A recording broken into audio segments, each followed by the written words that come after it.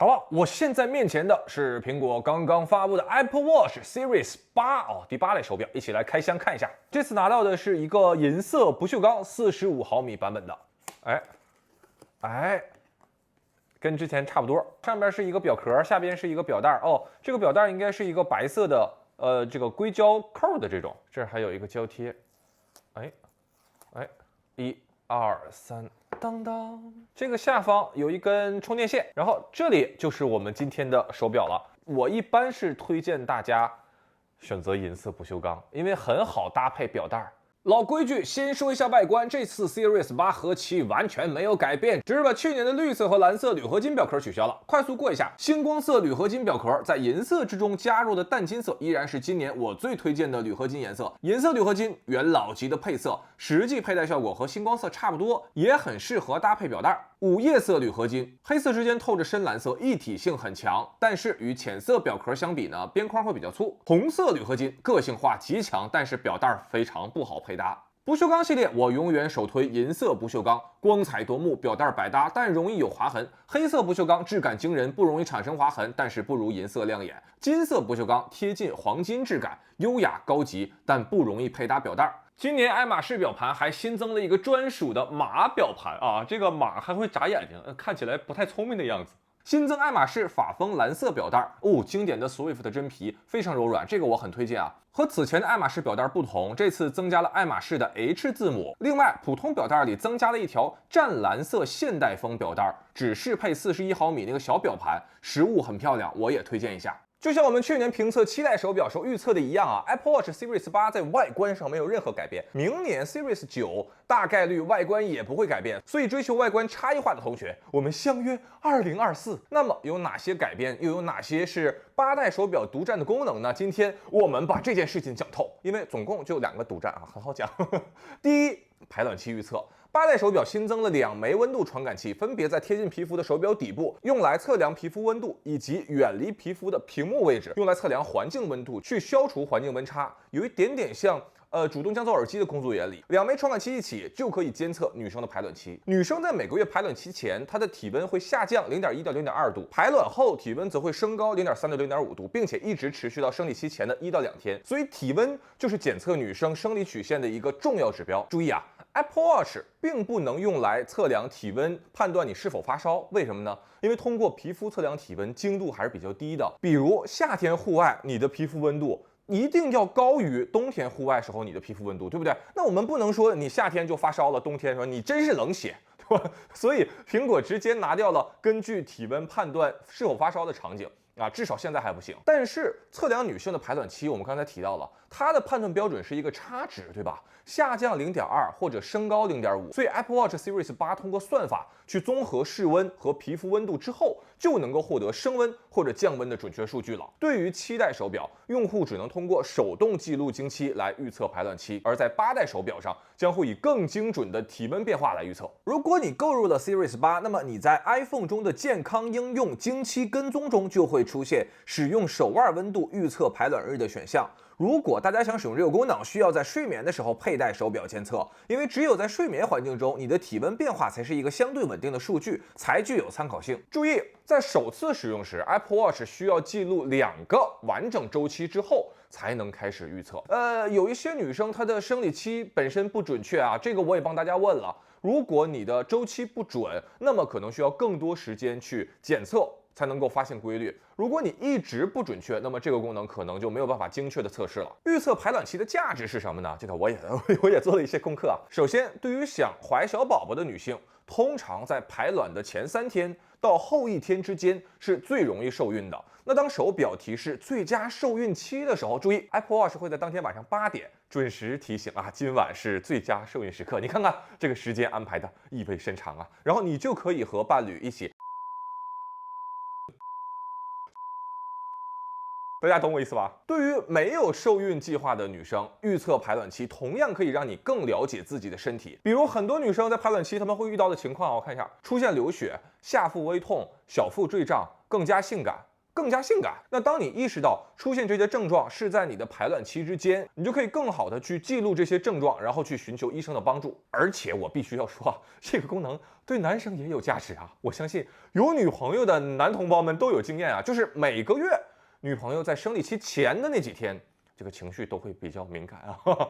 这个时间段啊，只要你把人家惹生气了，好家伙，那从你俩认识第一天开始，你犯的这个所有的错误啊，都给你列举一遍。所以，了解他的生理曲线，其实也能够更了解他的情绪变化，多一丝包容，多一丝呵护，减少家庭矛盾，促进社会和谐。用满腔的男儿血性高喊一声：打不过我还躲不过吗？比如说女生自己记录自己的经期，她可以分享给自己身边的家人或者朋友，在这里，比如说共享。然后点与他人共享，在这个位置就可以你自己把你的个人数据分享给其他人，生理期预测呀、腹部绞痛啊，这些时间点都分享给他。那他一看到，哎呀，今天他本身腹部就已经绞痛了，那我就一定要好好呵护他，对不对？照顾好他的情绪，这就避免了一场无意义的争吵。第二个独占功能，车祸检测。这个功能就是，如果非常不幸的遭遇了车祸，那么 Apple Watch 可以主动去拨打求救电话。实现这个功能呢，需要8代手表独占的全新3轴陀螺仪和加速感应器。8代手表它可以检测最高256G 的加速度，而7代只能检测32G。我给大家一组数据作为参考啊，大家日常玩过山车加速度是4G，而遭遇车祸的时候则是200G。所以这个数据就远远超越了7代手表它的测量极限。Apple Watch 还会通过麦克风去捕捉撞击时候的巨响，通过手表内置的气压计去捕捉气囊弹出时车内压力的变化，配合上 GPS 芯片，从多个角度去瞬间判断是否遭遇了车祸。苹果说他们是根据超过了100万小时的驾车模拟数据计算出的这个算法，他们是会给假人戴一胳膊手表，然后车里固定很多台 iPhone， 然后去测试碰撞。另外，大家注意到了吗？在 WWDC 上，苹果发布了全新的 CarPlay 界面，而在新的 macOS 上出现了一个类似于360度全景影像的桌面模式，而在这一次又有一个100万小时数据的车祸模拟算法。大家看到苹果一点一点的剧透了吗？这些新功能应该就是某款新产品的一些技术外溢。第三个非独占的新功能，在 watchOS 9上一共新增了4款新表盘，这4款新表盘就不只是8代手表可以用啊。第一个大都会表盘，大都会表盘最有趣的一点呢是它的这一圈数字，当我旋转表冠的时候，大家看。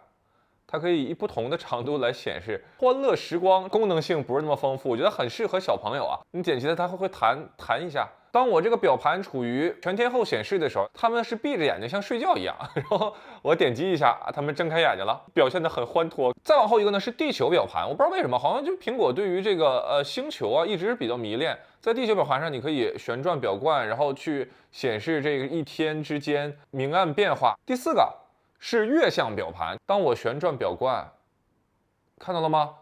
它有点会显示阴晴圆缺。另外，这次 watchOS 9上推出了一个全新的低电量模式。Apple Watch 以前有一个省电模式，开启之后那就是真的省电，就剩一个时间显示，所有功能全给你关闭了。而在 watchOS 9上，这个低电量模式则完全不一样。当我们开启低电量模式之后，手表的屏幕常亮功能会关闭，也就是说，不看手表的时候，这个手表表盘就是全黑的，但是台腕依然会亮屏。另外，自动心率检测、血氧检测这些会关闭 ，WiFi 和蜂窝数据这些会关闭。新消息通知呢不会彻底关闭，但是会改成每1个小时集中推送一次，你可以随时开启或者退出，而不需要重启手表。在这种模式之下，手表的续航时间会翻倍，大概能使用3天左右。低电量模式我不建议大家日常使用，因为那些健康监测功能你如果都关闭的话，那 Apple Watch 也就没有意义了。我只推荐大家，比如说在出差忘带充电器的时候或者长途飞行的时候开启。最后，我想分享一下我自己使用 Apple Watch 的一些亲身经历我说说了解自己的身体有多重要。我大概是从去年11月开始，每天坚持戴 Apple Watch 手表睡觉。手表就是洗漱的时候拿下来充一会儿电，7代手表充电速度很快，睡前基本上就是充满了。很多同学他们担心说戴着手表能睡着觉吗？不觉得特别难受吗？我跟大家说，那是因为你表带选错了。如果你手表一直在手腕上摇晃，那谁都睡不着。我推荐大家去选择尼龙回环或者硅胶单圈，这2个表带舒适性非常高。我为什么想记录睡眠呢？因为那会儿我有一个感受，就是我的睡眠不足，但是我并不知道自己睡眠有多不足，或者每天睡多久。睡眠不足带给我的2个困扰，第一个就是白天头疼，严重的时候需要吃 Eve 止疼药才能够缓解。第2个问题呢，就是记忆力减退。我跟大家说啊，就是因为睡眠不足，注意力就不集中。很多事情发生的时候，我的精神是6号的状态，所以我就没有办法通过眼睛和耳朵去记录信息，去告诉大脑，自然我也就记不住这些东西。于是从那个时候我就开始监测睡眠，我监测的第1个月平均睡眠时间是6个半小时左右。那最好的方法就是增加睡眠时间嘛，规律睡眠，尽可能的早睡，尽可能的晚起，晚上就是强行放下手机睡觉。